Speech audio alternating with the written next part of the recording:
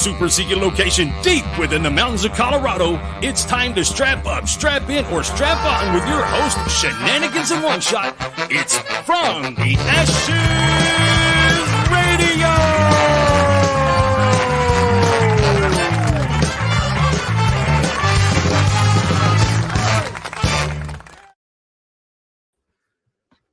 ¿Qué pasa, mi hombres? ¿Dónde está los pantalones? Sorry, we're just getting settled. One Shot had to go secure the blast doors in the secret location just in case the fallout happens while we're on air. If the apocalypse does happen while we're on air, we will keep you as updated as possible while we're on air. Well, you are greasy, man. But you look good, though. Here, let's do this to you. Greasy, ugly, stinky. Some things are just accepted. But I mean, what's it been? 3-4 weeks since you've had a shower or so now? It's been 6 days. All that time laying in a sniper hide, and look what you get for it. You know, that's impressive stuff. How was the longest you ever laid in a hide? Always training ops more than anything. I've been in like a week and a half hide. Oh, I never made it more than 3 days. But again, it's just like because we're like doing nothing. Yeah. On a 2-week, Kahuku trip. Yep. So, well, NTC, but yeah. And at the end of the third 72 hours, I was like, I don't know how you guys do this long, and I want to murder both of you. Yeah. You got to really get along with whoever you're like sitting in an ambush site with for any length of time. Yes, I agree. Did you need anything else? You good? No, I think I'm pretty much good. All right, cool. Welcome to From the Ashes, folks, on About Face Radio. We are super glad that you are here. We are still giving away our Raid skateboard. So make sure that you follow From the Ashes, About Face Radio, Raid Skateboards, and you got to tag a friend and you can win that deck. And I'll go get it later while we're on break or something like that. We are hot again with Combat Flip-Flops. So if you go to Combat Flip-Flops and you enter the code ABOUTFACE, you will get 30% off of your order, and we get like 15% off of that. So that's pretty badass. So order up a ton of stuff. Those Shagmas that they sell, first of all, they're super cool, and second of all, they're going away. So they ended their mission providing money for and building girls' schools. They have another mission now. It is a good mission. I forget what it is off the top of my head. I have to look it up. I'll do that on break. But they're still doing good stuff. How you feeling, man? It's still attached. Yeah. Pain lets you know it's still there. Yeah, that's true. And lets you know you're alive. This is very true. My leg is very much there, and I'm very alive. Hey, fuckers, how's gunshot wounds? Not gunshot wound.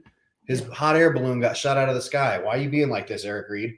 Crystal Rodenbaugh's watching. Eric Reed says, I want it. Well, hey, man, if you've earned it. If you've done all the detail, then you know what the deal. What do you call it? What was I going to say? What did you get all the details? I know you had like 5 fractures or something like that. 5 basically shattered the top of my tibia, but 5 like significant fractures. And what did they do for you? Just put some fucking super glue. They went down the hardware section at, good old Ace True Value, bought out a lot of things and put it in there. Glad to hear it. Yep. And Friday night at yoga, everyone was asking how you were doing and what the end, Professor Justin was there.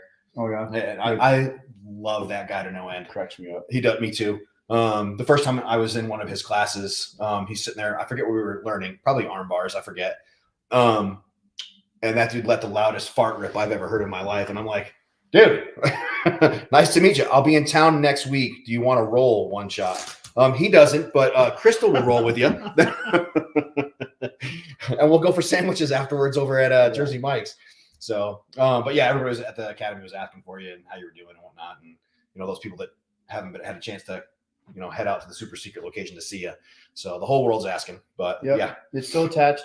It's going to be a long period of time where I just sit and stare at it a lot. But oh yeah, how long is recovery going to be? 2 months until I can do any load bearing anything whatsoever. Oh wow! And so 2.5 months till you can roll again. I was thinking 2 months and 1 day. Yeah, no. Then they go in and they don't go in, but they're gonna do an MRI and check out the ligaments and tendons and all that fun soft tissue stuff, and see if we have to have a third surgery. Seriously? Yeah. Damn, dude. Like VA don't screw around, do biggest they? blowout ever. Yeah. One balloon shoot down. Look what you're working One with. balloon It's, shoot it's down. ridiculous. Yeah. Let me find the Carl that I thought I sent you. I'm pretty sure I did. I thought this one was pretty good. Oh, there it is. Yes, it comes right up. So did you see this one? Yes. Yeah, I thought you did. Yes, I did. What do you call it? So for those of you that are still in, you're the ones that we're interested in, and just told me to move. For those of you that are still in, I have got to hear this story. And if this is still a thing, when I was in the Army, DFAC head count was so Chow Hall head count was a detail that you had to provide. Even if you didn't work even if you weren't a single soldier or anything like that, you had your battalion when it was your time came up. You had to send someone to the Chow Hall and sit at the desk and count the number of people that came through to eat at the Chow Hall. I just assumed nowadays with, electronic CAC cards and all that stuff that had gone away. But no, come to find out that is still a detail that goes on. Did you have that when you ever had that detail? I'm sure you had soldiers that had it. You know what? The only time I ever had it like presented to me was in basic, and I always would trade.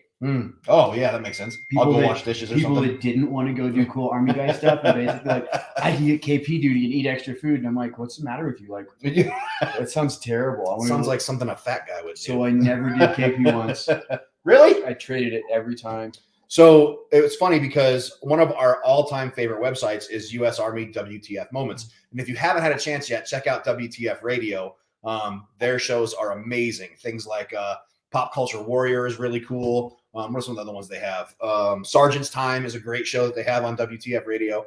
But anyway, so we got sent this, and it's Stacks DFAC on Fort Carson decided that since there's no head count detail, they will simply not feed the soldiers. It's the only one open on Sundays. How is this acceptable? So long story short, Stacks DFAC on Fort Carson, so 4th Infantry Division, a division full of soldiers, was supposed to have, one of the battalions was supposed to supply someone for head count to just sit there at a desk and count the number of people. But that detail didn't happen. They didn't show up for whatever reason. I'm sure it got cross-threaded through some S3 somewhere.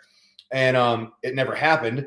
And so they simply didn't feed the soldiers. They're just like, if they're not going to show up and count heads, then we're just not going to do it. And I'm like, how do you decide to just not feed soldiers because somebody didn't show up like that? I was just kind of blown away. I lost my feed. Where did it go? Right here. The whole world wants to know what the F actually happened. What, you don't believe my balloon story? You saw it on the freaking news, guy. Good old Fort Carson, screwing soldiers on the weekend. Still a detail, Joanna. So thank you. Appreciate that. Some ops sergeant major got blown up about this, I'll bet. I mean, possibly. You're always going to make it the soldiers' fault. I'll bet it went down. Some staff sergeant got screwed out of this deal. Sorry I'm late, but I'm glad to be here. And you two not so handsome gentlemen. Is there somebody else on the show? It's just right. It's so weird. So yeah. So if you are still in, I want to know if that's still a thing for you guys. Do you still get that detail? Yeah. So that's one of the things. When you leave the Army, I mean, you're trained to do a whole bunch of stuff: mow lawns, paint walls, count people as they come in the DFAC, all kinds of shit. Like the most monotonous, dumbest job in the world. Be able to do it to perfection. Yeah. You obviously never had to go to Fort Hood. I went there for 3 months for training once. But some of the things I saw in Fort Hood, it was a red cycle task when I got out. There we go. No joke, Fort Hood, I watched people painting the rocks white. Yeah. And literally like some guy flipped it over, next guy came through and painted it white. I couldn't believe it. I mean, I'm guessing Hawaii had to have stupider. You had to have like, hey, we're having surf detail or something like that. I don't know. No, but we did update the thatch huts or something like that. We did. You know how you commonly send soldiers to lifeguarding, and then they have to do so many volunteer hours at the local pool and all that. Yeah. Carson had that. They actually send them to like beach, like lifeguard school. So a lot when they're there. That's kind of cool. And then you get random. You have to do your volunteer hours. You get random. My sergeant major and I just went to Hawaii for 5 days. And while we were there, we went to the North Shore. and I know you're intimately familiar, but there's a rock out there that the lifeguards told us is 32 feet high, and the waves were coming over that rock. I'm going to go out on a limb and say you're at Waimea Bay, weren't you? Probably. Yeah. I mean, I can look it up. Probably. I'm not sure. I can't pronounce any of the Hawaiian words other than loco moco. So, but the lifeguards were like, hey, nobody's allowed to go in the water. Nobody's allowed to swim. None of that stuff. And then these 3 kids that were probably 14 years old show up, clearly locals. And those dudes grab boards and just go diving into the water and started ripping and tipping. It was amazing. And we're all like, how come they're not getting yelled at? But these guys were just having a great time. And that is exactly where, and that's the rock. That's the rock. That thing is exactly 32 feet high. Yes. There's also a cave that goes from one side of it to the other that you can do all underwater. Seriously? Hold your breath for a minute. I've jumped off it. I spent a lot of time in Waimea, bro. I'll bet you did. It's like the soldier place to go. It's not 100% touristy. It's like 99. Yeah, we a soldier. Yeah, our friends the Begans told us to go there, and they spent like 8 years on Hawaii. So yeah, it's nice. I agree completely. When it's not December, like it's totally different. What do you mean? Well, there's not 40-foot waves. So it's like calm. Oh, is that seasonal? Calm little. Yeah, it's totally seasonal. You were in big wave season. Oh, I didn't know literally that. Big wave season. Especially on North Shore. Oh, okay. Well, so I was supposed to take surfing lessons, but the instructor's like, not happening, bro. No. I thought you were doing that like in Waikiki. Palau, Pililau, something like that. Like started with a P. Something like that. Yeah. I don't know. Like I said, I don't pronounce those words so good. And everybody kept asking me, I'm like, oh yeah, we're going to the Big Island. And they're like, no, you're not. Oh, I thought I was. Sorry about that. Big Island is also super cool. Oh yeah. That's where like Hilo is and BJ Penn. Yeah, Hilo and Kona. Sandy about locked up the brakes when we drove by a gym and it said BJ Penn on the side of the gym. Oh, and I was like, you probably drove by UFC gym. Yeah, it's UFC gym, but BJ Penn's. Yeah. One of my favorite, other than Hoist Gracie, one of my favorite UFC fighters, and so I've been chasing him for years now. By the way, if anybody knows BJ, I'd really like to have him on the show or meet him or something. So yeah. Joe tomorrow. Rob, why does your face look weird without a beard? It does look kind of weird. I'm trying to decide who he looks like. You're getting ready for Mustache March. I look like Shrek. I get it all the time. If I just had 2 things sticking out of my neck, I would look like Shrek. I hear it constantly. I wasn't thinking Shrek, like a human being. Are you getting ready for Mustache March again? No, I am not. I got a bottle of kombucha that says you can't keep yours longer. So myself, Hatchet, Eric Reed, a good friend of ours, Robert Smith, and one other jerk that we don't talk to anymore. March Madness rolls around, or Mustache March rolls around. Eric Reed comes in the office. He's like, here's what we're doing. Everybody's shaving their face. We're going to grow mustaches. Well, this is the Hitler mustache. We're going to grow mustaches for the month of March. Everybody throws in a bottle. Whoever wins and still has a mustache at the end of March gets all the bottles. Or the last person to have a mustache gets all the bottles at the end of the month. Okay, cool. And this is only because all of our wives knew each other and knew that, yeah, not down with the porn stash. Like the deployment stash is one thing, but not down with the porn stash. And our first sergeant didn't think it was funny either. But anyway, so, we do this. Eric Reed made it like 3 days. And his wife's like, not happening, bro. And that dude was out instantly. And he like threw a bottle of he threw a decent bottle of alcohol on the table, if I remember correctly. Everybody else out within 3 days.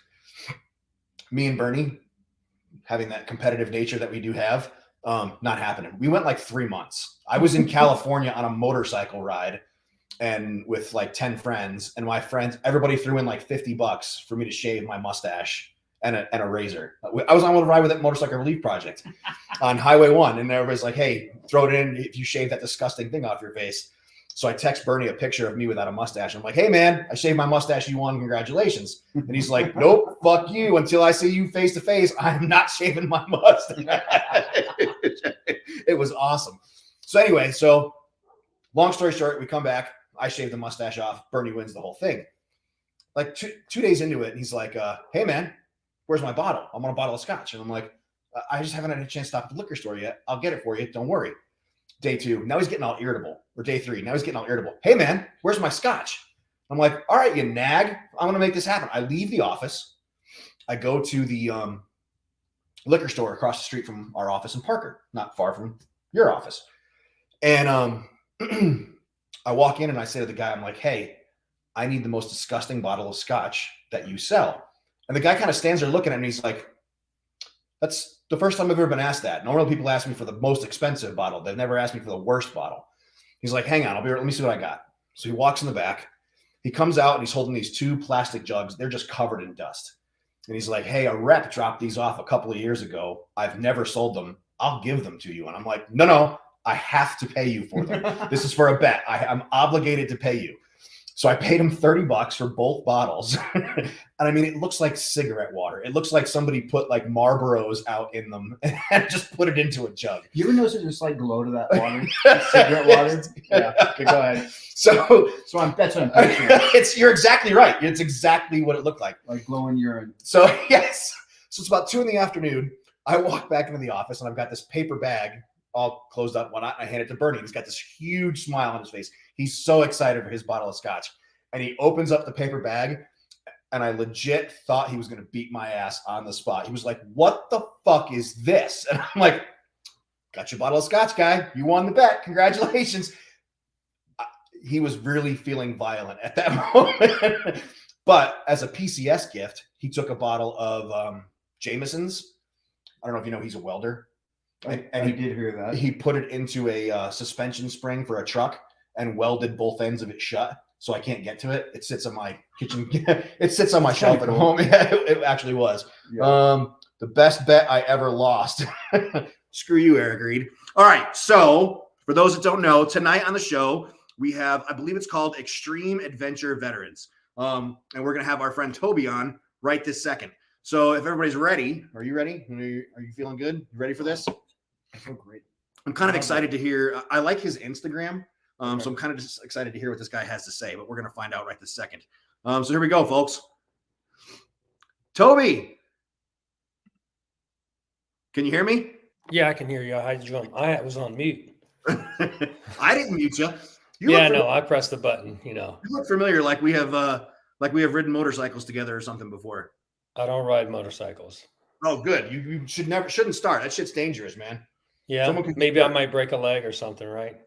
That only happens if you're riding in a balloon, apparently. So I hate those balloons. That's why we shoot them down. All fun and games until you shoot down a fellow veteran, Exactly. Anyway, it's nice to have you on the show. Welcome to From the Ashes. People are excited to have you here. I'm excited that you're finally here. Let's start at the beginning. Tell us about your time in the military. What did you do? I enlisted in 91. Yeah, I know. Then, shut up, man. We're talking about the guest. Okay. And then I went to combat engineer, went to West Point after that, direct select. Cool. Commissioned infantry. 10 years of doing that, and then switched to information operations and did about 8 years soft support.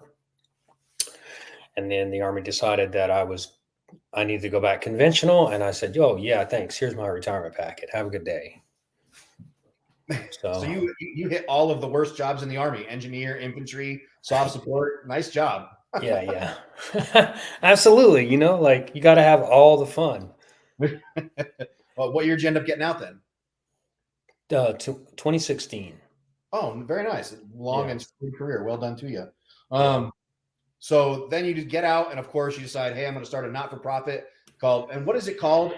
Extreme Adventures Veterans? It's just called Extreme Adventures. I had to create, the Instagram, the crap taken on Instagram. So you got to kind of like, version 1, you kind of try all the stuff and you're like, okay, well, we're focused on veterans. So that's easy. Well, tell us about that Extreme Adventures.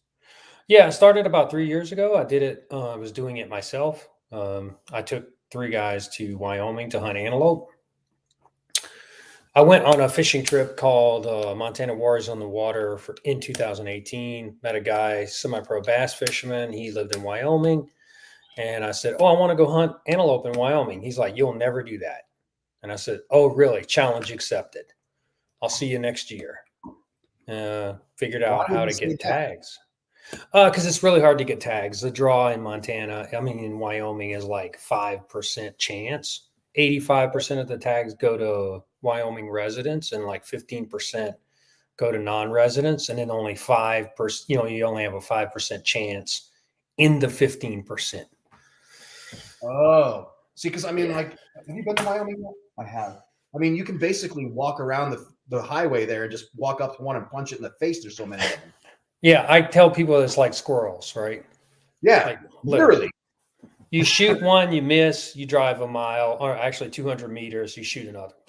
But it's a great concept to take veterans hunting who've never hunted out west, because the idea is you're going to kill. They're going to kill. I mean, if they take a rock out of their pocket, they'll get something, right? So then I partnered with a nonprofit the following year, 2021, and then this last year I decided, hey, I probably should start my own thing because I'm tired of being told what to do. I got 21 years of doing that in the Army, and I don't like it. I can definitely get behind that. I've been married for 26 years. Exactly what you're talking about. Exactly. So last year we did Wyoming again, antelope in September. We did Idaho, moose and elk, and Montana our elk. This year we'll do a scuba diving trip. We're not sure exactly the details, but it'll be pretty cool for couples. That'll be in July. We'll probably do a hog hunt in April. We'll do a turkey hunt in April. We'll do late October Wyoming antelope hunt. We'll probably do an elk hunt again. So yeah, it's pretty cool because you get to take people who would have never done this stuff on their own. It's not that they can't do it. It's just they're not confident or they don't have the knowledge to do the research to get tags. Do I hear the security guards having a hard time up there? Should I go check on them? I might go check. I got you, man. Talk to Toby. We have to go. Why are you not making him go? we may be having a security breach, so let me go check on the security guards. I'll be right back. Okay. Talk to Sam. You'd think I'd move faster by the build, but actually, right. So, Yeah. When did you say you founded this your program? We founded it last year, 2022. Okay. Yeah, officially started as a nonprofit in 2022. And we're a 501c19, not a C3. So C19 is like a veteran service organization like American Legion, VFW. So it's focused specifically on veterans. Okay, cool. Yeah. The chief of security, Leo, was just making noise. Yeah, I appreciate it. What do you call it? I know your feelings on hunting, obviously. So do most people going on these trips, do they have at least some amount of success? Yeah, we've had we had 3 antelope killed last year. So 3 antelope, 2 moose. Wow. 2 elk in Idaho, and then 3 elk in Montana. So we are at 100% success. Oh, wow. Yeah. That's incredible. Do you partner with like guides or outfitters or something, or is this self-guided? Both. So most of the time I do it myself, but sometimes it's beneficial to partner with other programs. So in Montana, we partnered with another nonprofit, and they had Big Timber, Montana, just east of Bozeman. So it's a really small town. So everybody kind of knows each other. So Big Sky Warrior Outreach, he knew a bunch of landowners. So then next thing you know, all these landowners are like, oh, disabled veterans? Oh, we'll definitely help. You guys don't have to do anything. Well, some of our listeners, one of our regular listeners right now, I'd love to learn how to hunt. I have no clue what to do after you shoot the animal. And I imagine that's most of the challenge for most people is, taking the shot is probably the easy part. The work actually starts afterwards. Yep. The hardest part is after you shoot the animal. You're right. Yeah. Yeah. So, and I can imagine for some veterans, it's probably a bit of a challenge. Yeah, it is. Some people have, depending on their background. I had one guy who we took, and he watched someone else shoot an animal and then dress it. And he said it took him about a day before he was comfortable sort of getting into it because of all the, he was blown up and he also had seen a ton of IEDs. So it's kind of one of those things where he didn't really say anything until afterwards. But he's like, yeah, that was hard for me. And I was like, got it. So obviously, and you can probably tell by the shirt, I'll have to read that message later. What do you call it? Obviously, I hunt, and someone saying not a nonprofit, a guy named Brian Hess in Gunnison was like, hey, if you want to learn, I'm going to take you and teach me. And he did. He took me out, put me on an elk, and basically took the shot, knocked it down, and then he showed me how to clean it and clear it and dress it and take care of all that stuff. But I can see that people would have the best part, far and away, is sitting in the woods with someone, while the sun is setting and it's, it's nice and quiet there and it's peaceful and chill, kind of like the lanes down in the super secret location. What the heck is going on up there? Yeah, the best part is just being in the woods with another veteran. Yeah, so we do very small groups. I don't do more than like 5 at a time, 5 people at a time. Logistics get a little challenging beyond that. And we do that because we want to make sure we have quality, a quality event. So we do hunting, fishing, and scuba diving. Just so you're aware, we don't just do hunting. But yeah, that is, many of the locations we go to, cell phone service doesn't exist, right? So it's a forcing function to be like, oh, you don't have to say get off your cell phone because guess what? It doesn't work. So like when you're freaking 20 miles out in the ocean, there's no cell phone service. So where do you take people scuba diving? Well, we're going to do Outer Banks probably this year, and we may do Honduras. I'm still so I have the details of those. Hondo. Heck yeah, man. I got a lot of friends that spend time in Hondo. So I have one person who just texted us, and it says, hey, I jumped on and heard him say that there is a nonprofit dedicated to veterans, so not a 501c3. Interesting. Would like to know more about the difference in support there. Isn't a nonprofit and a 501c3 the same thing? You missed that part. Oh, no. Did I? So there's I think there's 19 categories of 9 nonprofits. I won't bore you with all of them. A 501c3 is just a traditional nonprofit.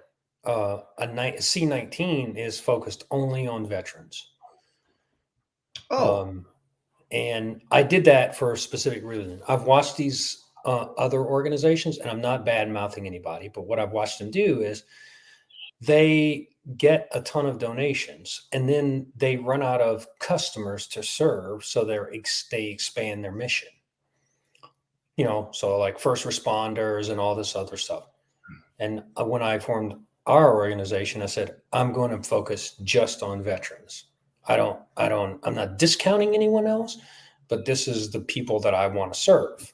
So C19, the other thing that most people don't know is I got my nonprofit approval letter from the IRS in 3 weeks. It takes 15 months for a C3 to get something. Yeah, it is not a quick and easy process. We have learned that the hard way. Mine came back in 3 weeks. Nice. Very nice. Yeah, that is navigating that kind of those complexities is a huge raging pain in the ass. So I get it, man. What does the future look like for Extreme Adventures? What is what? Oh, so we're going to continue to expand. We're partnering with other people. I just talked to an organization down in Texas. So, we're always trying to add events. The challenge will be, as you grow, you got to add staff. And if you're a business owner or a nonprofit owner, you get it, right? That's the hardest part of a business. Employees, man, you can't, don't do this. Why did you do that? Oh, I mean, he fires me every day. So I get exactly every morning. Right. Most.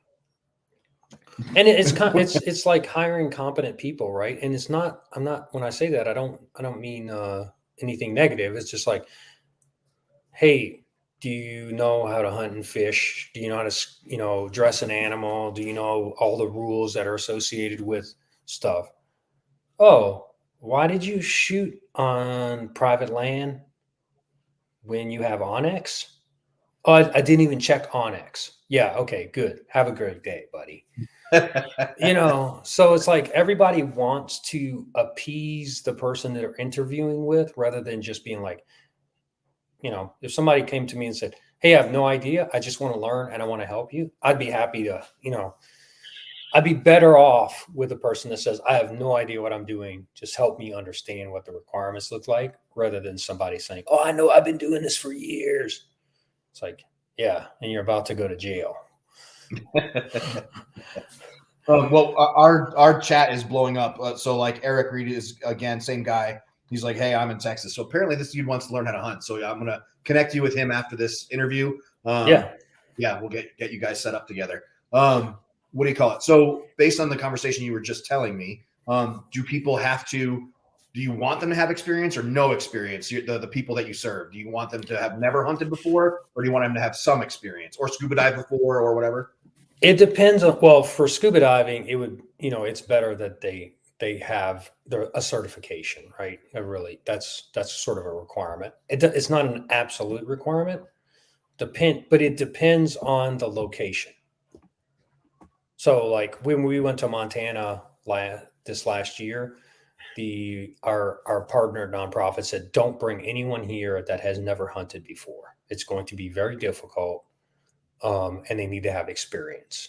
So then, it's kind of check the block. Like, okay, hunting Wyoming, antelope in Wyoming, as long as the person can shoot.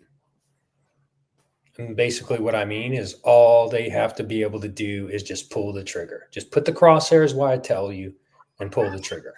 You don't even got to bring your own gun. So basically you're saying the absolute easiest part of all of it. Just pull, like look through the. I feel like you're being a dick right now.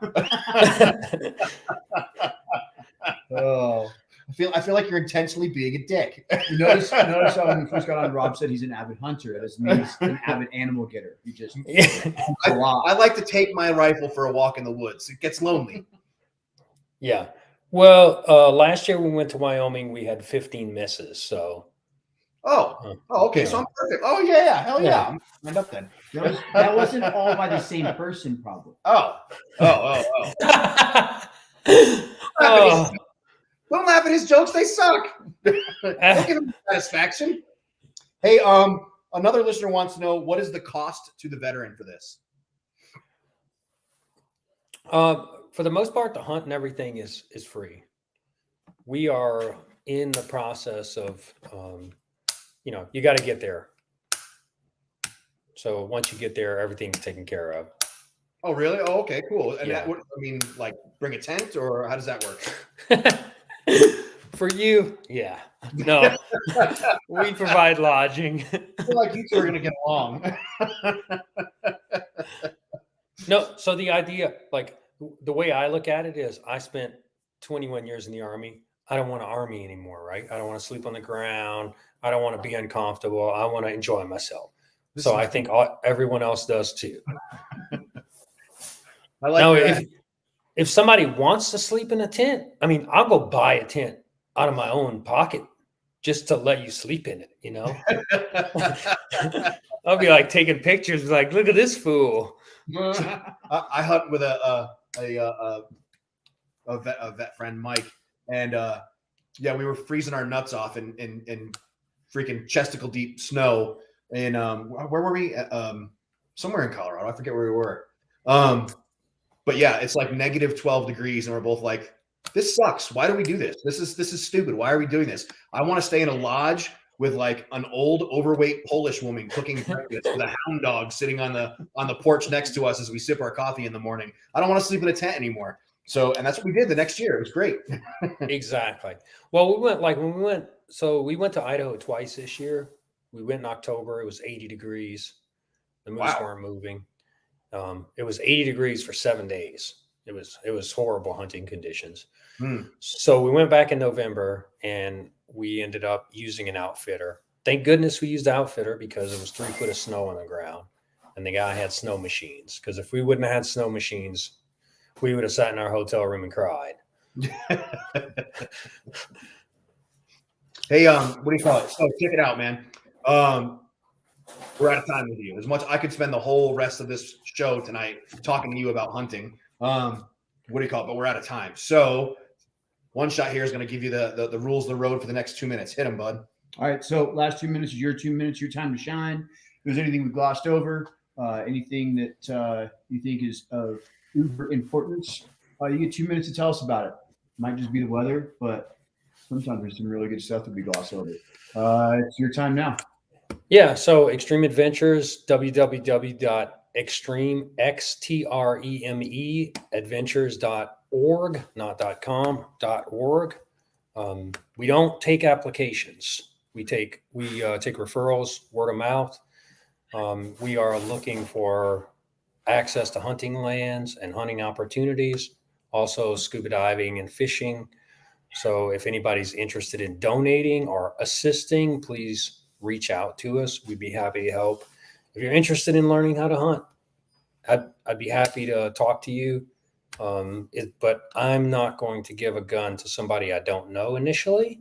So that's why we don't necessarily take applications, because there is a vetting process. I feel like that's fair. Yeah, I would not have thought of that. I'm glad there's people like him thinking these kind of things too. So yeah, well done. Well, cool. All right. Well, Toby with Extreme Adventures, we really appreciate you being on the show. We're excited about this. And I'm going to have to send you a couple listeners just based off of this interview right here. So our listener, Eric Reed, will be in touch very soon, and quite a few other people as well. So yeah. Sounds good. Thanks. I really appreciate you guys having me. Have a great night. Thanks for being a part of the show, and you as well. All right. Watch out for those balloons. Okay. You too. You're a doozy. I'm a doozy out of it. Do you need a break, or should we push through and bring Here's the thing. It takes me so much time to get up to get to the piss hole in the backyard that we should probably just roll through. And I can go get you a Gatorade bottle or something if it'd help. I actually have one of those latrines, like bedside I latrines. know, but I want to go get you the Gatorade. I was going to come back with one of those like micro Gatorade bottles. Oh, I can't explain why. I'll tell you after the show. There's a reason why I can't explain it. I've been explaining my wife Gatorade bottle stories lately, and the whole funny behind there's nothing funny about it. I get you. Like explaining the Gatorade bottle. Well, why didn't you just go outside? Well, sometimes you don't want to walk out your tent where you live and just piss when there's like 100 of you in a little tent because it'll stink. So I've never been in a unit that had. No, I had. That's a lie. Aviation. Other than aviation, I've never been in a unit that had females, so I never really had to think that one through. Like, do they have to use a Gatorade bottle? What do they do? How do they accomplish the mission? I mean, in 2 o'clock in the morning. I didn't. You were infantry, so clearly I was just not caring about them because all I was thinking of that wouldn't affect how far I walked out. I don't give a shit. Female soldier. You realize Trent and Ashley are both going to beat your ass when we get them on the show. Yeah, All right. Should we bring Ashley? What's her name? Allie on the show. You know what? I'm not in trouble. Yeah, I'm in trouble. I can't even get her name right. Great scene in the Outpost about Gatorade bottles full of piss. Oh yeah. The Swearing In podcast. Can't wait to listen to that show. I'm looking forward to that one. Yeah. So should we bring Allie in then? Keep it rolling. Seen her for a while. I can go get you a Gatorade bottle while you're talking to her if that would help. I'm good. I got about. Hey, look, it's Ashley. I've been called worse. What's up, boss lady? How the heck are you? Hi. So the Swearing In podcast. So the Outpost, right? I don't know if you guys know because I talked about this. So Jonathan Hill is actually a really good friend of mine, and he was at the Outpost Battle of Kamdesh in Afghanistan, and I was asking him all about like what's real, what's embellished, what's not, and he said that commander was terrified to leave the talk and would piss in Gatorade bottles and give it to the lower enlisted. So when you watch the Outpost, that is a true thing. That commander was terrified to step outside, and he would just piss in his bottles and make the lower enlisted go clean it out. Yep, true story. That's a good reason to get fragged. I mean, why would you? I mean, I don't know. I don't know. I don't know. I don't know. What goes through your head? You're like, hey, I'm going to hand this dude my bottle of lemon lime and have him take care of it for me. What the? Yeah, and Christ? apparently it wasn't just one. Like he would wait until there's like 3 or 4, right? So if you go to YouTube and you type in Foxborough Veteran Services, you'll see the 2022 Veterans Day. He is my keynote speaker, right? Silver Star recipient Jonathan Hill. I adore this man with like every fiber of my being. He's just as solid as they come. And just listen to him speak. He's fantastic. So, and I was asking him like, hey, like, what's this? And they make this guy look like a jerk. And then he's like, well, he is a jerk. And I'm like, oh, okay. And I'm not going to name names because I don't want people coming after me. But yeah, no, that is a real story. But oh, what was I going to say? Our listening audience missed you because we are blowing up with people excited to have you back on the show. Yeah, my back hurts from carrying you mother truckers all the damn time. But it does. Let me get you something to drink, and I'm out of wine. I'm all out of wine. But I'm actually like, I'm cutting out. Yeah, I'm all set. I'm cutting out like as much sugar as I can for the next 3 weeks because I have a very high stakes bet with my man friend. And I'm just not going to lose. So that's it. What was this bet? So his birthday is coming up and we have 3 weeks, right? And I don't know how we got on it, but I said, we're just joking about because I have gained weight since being in this relationship and he has. And I'm like, wouldn't you rather just be fat and happy and then like skinny and miserable, right? And so I was like, you know what? I need to get ready for St. Martin. I'm not trying to be a beached whale, right? So somehow we started bantering back and forth and I said, let's make a bet. And we shook on it and the loser buys the winner a new motorcycle. Whoa. So, I like where you're headed, and I'm going to propose the same bet to Seth here. Oh! I'll take meth, bro. You have to be like a full-size one with a motor. It has to be a real motorcycle. Getting you a Honda Ruckus, or I mean, what's the deal here? Yeah, no, and I'm just not gonna lose. Like, so I go end of March for my course. I already pulled my permit, going for my license. So I'm not gonna lose. So I will deprive myself for 3 weeks and starve. You can't afford to lose any, whereas I have nothing but potential with this. I know, right? How much weight could he lose? I mean, he's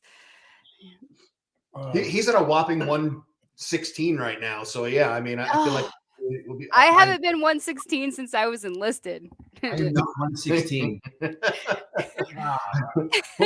am in the boys division. Jesus. No, I like to think of myself as full of potential. So usually, Allie, I'm like 150, 155 pounds. I've been as big as like 180 before.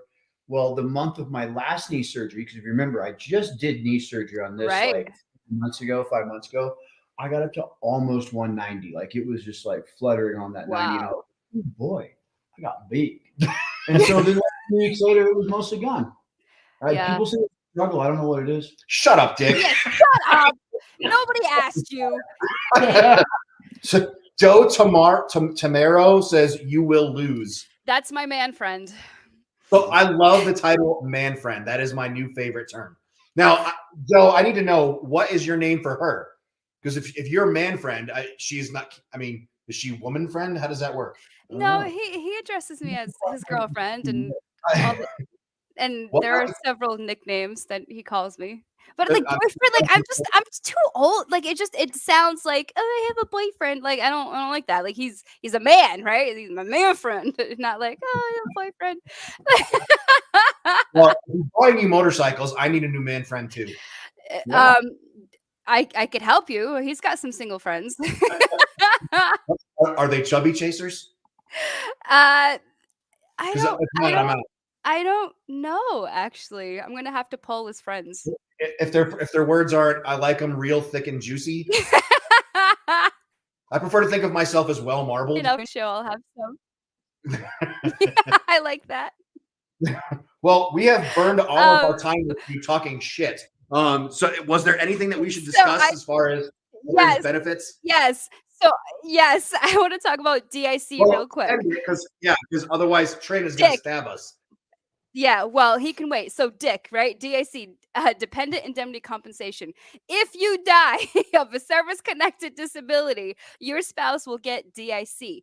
If you are at 100% service-connected disabled for 10 years or more, your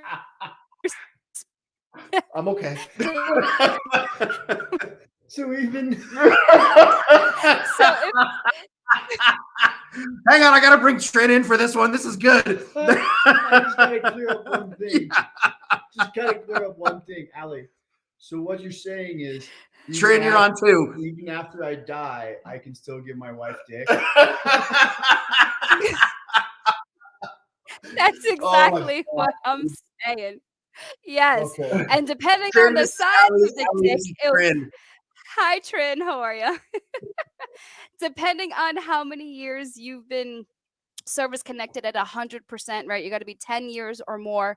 Or if you are 10 years at less than 10 years and you die of a service connected disability, then your spouse will get dick. Keeping in mind that that Now you're just saying it on purpose.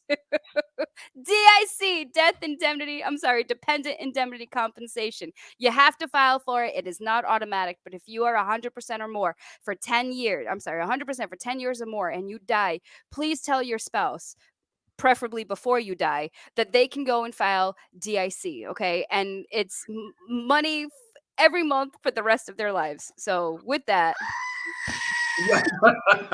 Damn it! Where are our goats? Damn it! It's because we're in the medical wing of the super secret location. I can't wait to get home and tell my wife that she gets dick after I'm dead.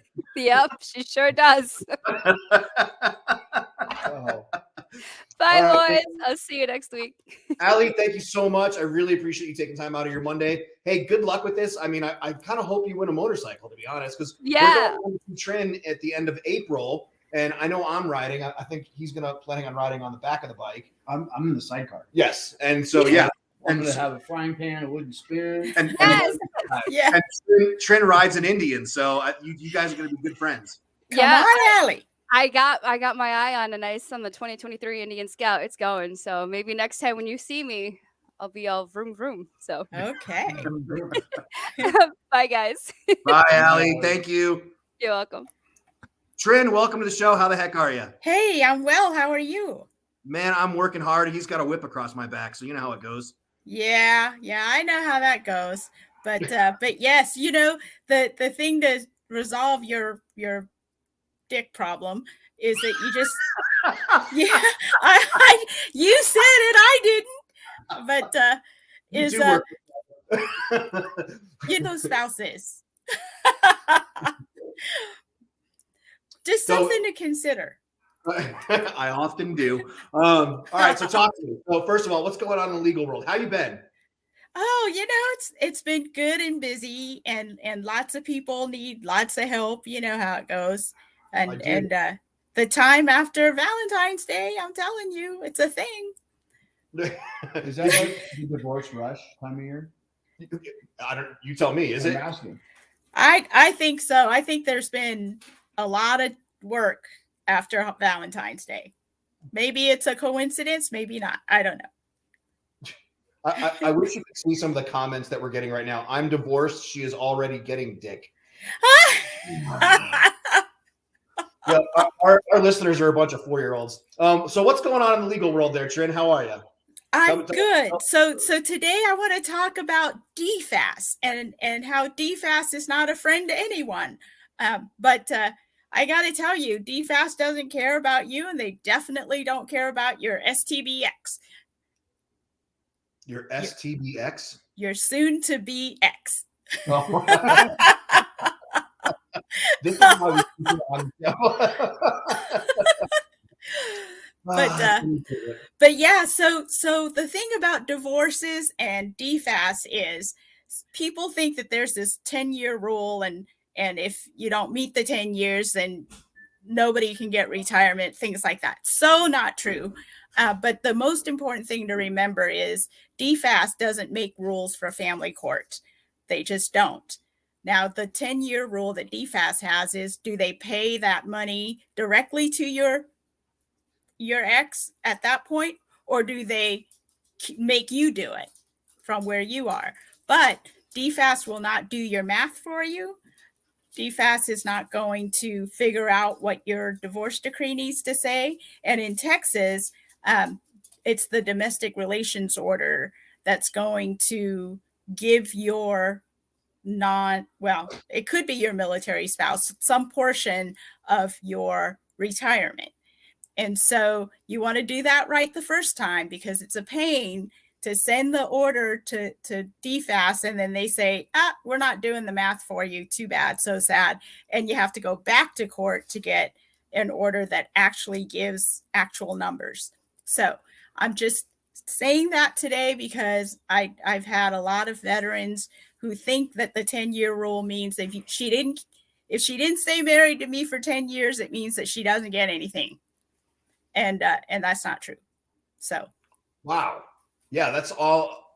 Every barracks lawyer has it. That's all they've ever told me. So yeah. Oh, I know. And then, I have to break it to the military member that the court will give some portion of that retirement to certain people. They have to ask for it. And there's a whole other thing that goes with it. But bottom line, DFAS does not do math for you.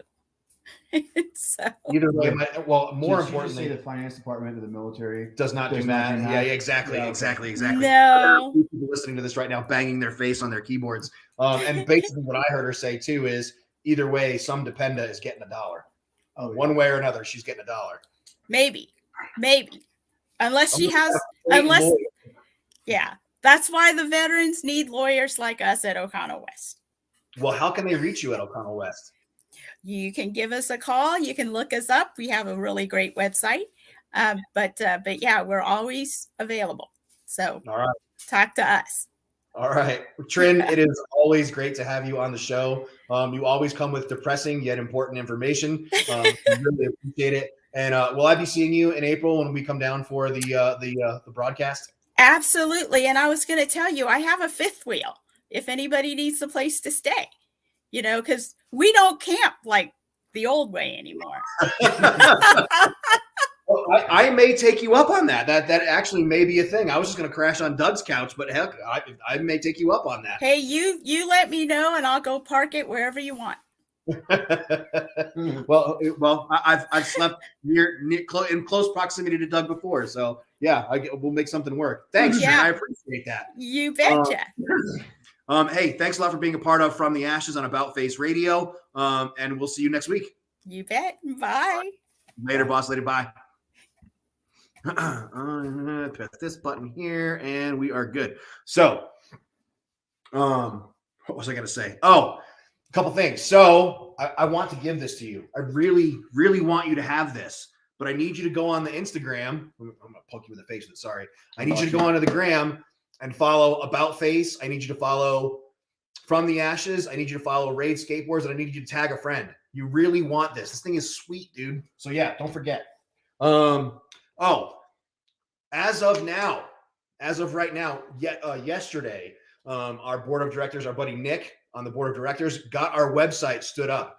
If you are looking to provide support, we are a registered 501c3. We are a nonprofit. If you would like to support us, go onto the website, aboutface.org, aboutfaceradio.org. You can click on the button right there and you can donate to About Face Radio. We would love to have your support. You will be buying equipment for veterans and first responders so that they can get on the air and broadcast. You'll be providing training to first responders and veterans so that they can learn what they're doing here. And yeah, good stuff. So please, by all means, we'd love to have you support us. Let me find our last segment here. Here we go.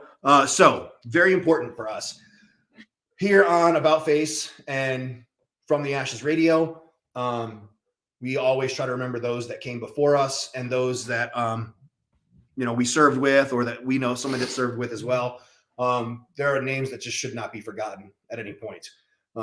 And so we have one of those names for us tonight. So here is your never forgotten segment. This is an About Face Radio tribute to those who are laid to rest with honor. When he comes home right there to greet him and tell him that she loves him and hold him in her arms. Yeah, this life is too short not to count the things that matter most of all. She'll show him that she's proud of what he's done when he comes home. About Face Radio proudly salutes United States Air Force Chief Master Sergeant Richard Dick Etchberg of Hamburg, Pennsylvania. Dick Etchberger was the son of a store clerk and a factory worker and the younger brother of 2 sons. When World War II broke out, Etchberger's father lost his job in a factory that made silk socks, so Richard and his son took odd jobs after school to support the family. His older brother Bob recalled that Dick excelled in academics and he had a photographic memory and only needed to study 10 minutes a night. At the end of the summer following Dick's graduation from high school, he enlisted in the U.S. Air Force. Due to his high ASVAB scores, Airman 3rd Class Etchberger was assigned to Airman Electronic Fundamental School at Keesler Air Force Base in Biloxi, Mississippi. He followed initial electronics training with a 7-month-long Radar Maintenance Technician School at Keesler. Etchler made the Air Force's career, was stationed at Hill Air Force Base in Utah, McClellan Air Force Base in California, Bismarck, South Dakota, Clark Air Base in the Philippines, and Chanute Air Force Base in Illinois. Due to his reputation as a leader in the electronics field, Chief Master Sergeant Etchberger was chosen for a top-secret Air Force CIA project named Project Heavy Green in Laos. By international agreement, the Air Force was not allowed to conduct military operations in Laos. This agreement required Etchberger to leave enlisted service and become a CIA contractor. Etchberger's assignment was to lead a team of radar operators and technicians on a tall mountain top in the Laotian Mountains. The site was used to provide radar guidance to bombing missions in North Vietnam. The LS-85 radar site was on a 4,500-foot mountainous outcrop that was only accessible by helicopter. The site security was provided by 1,000 Laotian neo-tribesmen known as Hmong, and due to their status as civilians, the Americans had no weapons issued to them. The site remained a secret, but was eventually bombed by the North Vietnamese Air Force on January 12, 1968.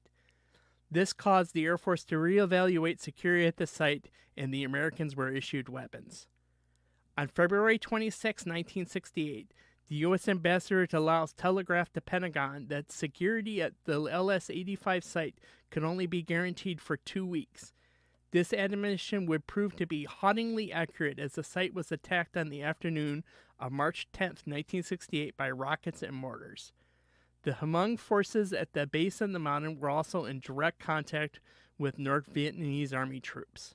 Due to the shelling, the living quarters were uninhabitable, and several of the Americans decided to sleep on the side of a cliff, and yet radar operations continued in the control center. In the cover of darkness, an NVA sapper unit scaled what thought to be an impenetrable mountain cliff using ropes. The Americans were woken at 2 a.m. by the sound of gunfire. The attackers killed the personnel in the radar center, and the group on the side of the mountain retreated into a grotto-like niche area for cover. A gun battle ensued, and 2 Americans were killed, and the rest of the group were wounded, save Chief Etchberger. He single-handedly fought off 14 sappers until helicopter rescue arrived at 7:35 a.m. The chief was able to get 2 survivors sling-loaded into an Air American Huey. As Chief Etchberger was about to be sling-loaded into the helicopter, diesel mechanic Bill Husband appeared from the bush. Etchberger placed a bear hug on Husband and with superhuman strength held on to his teammate while the helicopter swayed to avoid gunfire. After surviving so much hardship, Etchberger was shot from below by armor-piercing rounds.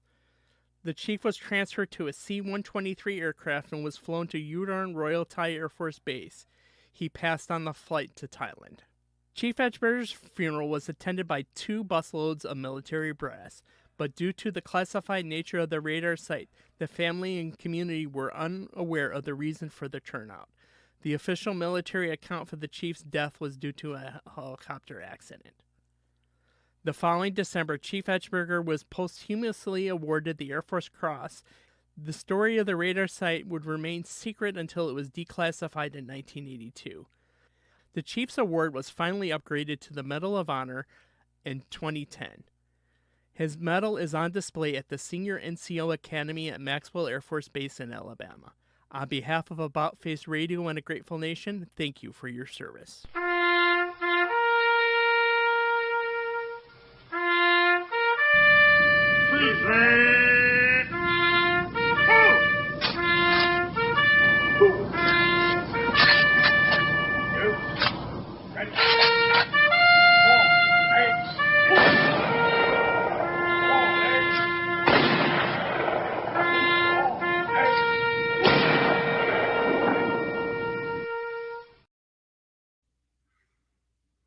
I just can't hear taps without it kind of tugging at the heartstrings. Always. It's even worse on bagpipes. Mm-hmm. Good Lord. Way more powerful. It is, and I can't keep a dry eye. Yeah. Hearing taps Craziness. on over bagpipes. Yeah. Live is like nothing else. Like nothing else. Did you ever have aspirations of being a tomb guard? No. Old guard. No interest in that shit. I agree. That's got to be an incredibly challenging. Very challenging. Especially during our era. Well, as you know, I don't sit still. Yeah, and those guys. There's a lot of still in their life. I agree. Ladies and gentlemen, we are closing up for the night. I can't thank you. Thank you so much, Toby from Extreme Adventures. Thank you to Ali. Good luck and hope you win a motorcycle.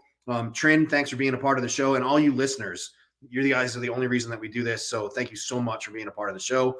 And we will be back next week. You can catch us. You can download the podcast as soon as we're done. And we will be posting stuff that will make you blush all over Instagram over the next week. See you in 7 days. Night, guys.